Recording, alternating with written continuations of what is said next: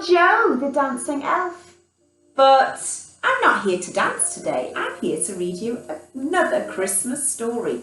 Are you ready to find out what that story is going to be? Because I am. I'm very excited. So today's Christmas story is called Grandpa Christmas. Well, let's find out what Grandpa Christmas has got to say and what his story is all about. So here we go. Every year at Christmas, I fetch the box of Christmas tree decorations from the cupboard under the stairs. That's also where we keep the diary I wrote when I was little. On the cover, on which I had drawn dozens of daisies of all colours, I had written, Maya's diary, keep out. I always take this diary out and hide it amongst the branches at the bottom of the tree. It's never that well hidden. There'd be no point. Everyone knows it's there because it always is, and they know why it's there too. And they pile all the presents around it.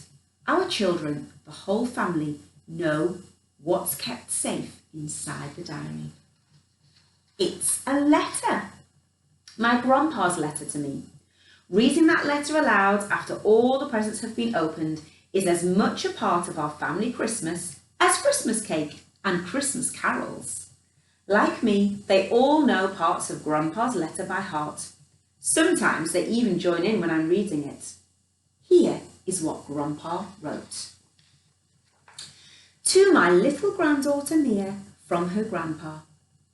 Dearest little Mia, this Christmas, instead of a Christmas card, you'll have plenty of those. And instead of a present, you'll have plenty of those too. I'm sending you a letter from Grandpa. Not very exciting perhaps, but it'll be different at least. Scrunch it up if you want to, but I don't think you will. Excuse the wobbly writing. And there's Grandpa in his shed writing a letter.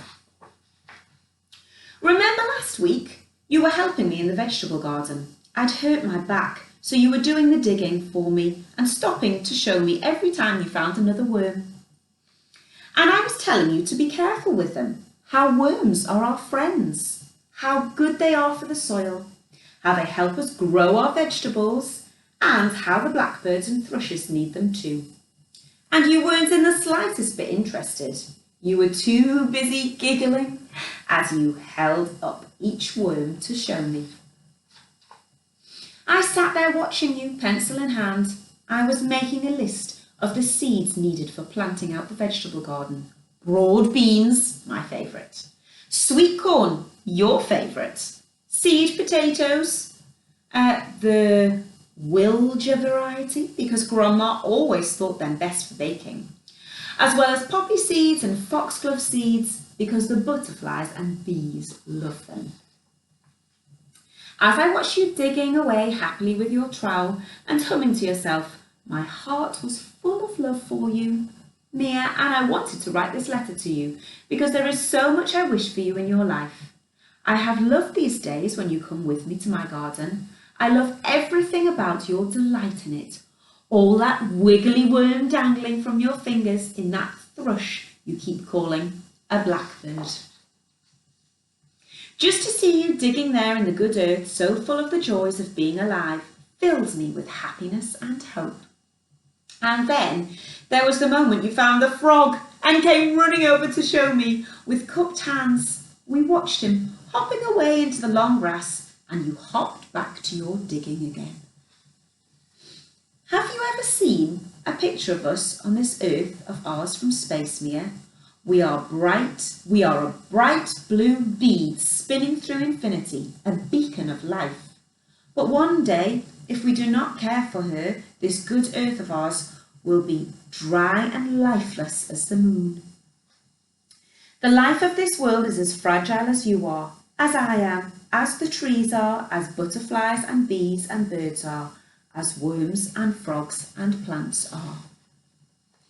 If I have learnt one thing for sure in my long life, 73 this year, Maya, and that's old, it's this: Earth is a living, breathing being, and we must hurt her no more. If we are using her up, fouling the air and the sea, making a dustbin of the land and a sewer of the oceans and a graveyard of her creatures. We have to learn to love our earth again. Love her as much as I love you and you love me. For you and I are part of this living planet, part of Earth's great family, and we are her guardians too. So a guardian is someone who looks after someone. So this grandpa is saying that we have to look after our Earth.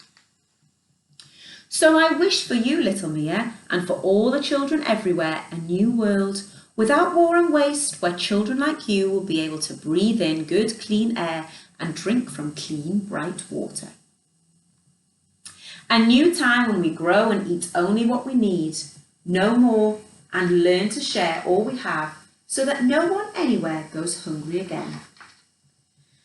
I wish no tree ever to be cut down without planting 3 more in its place.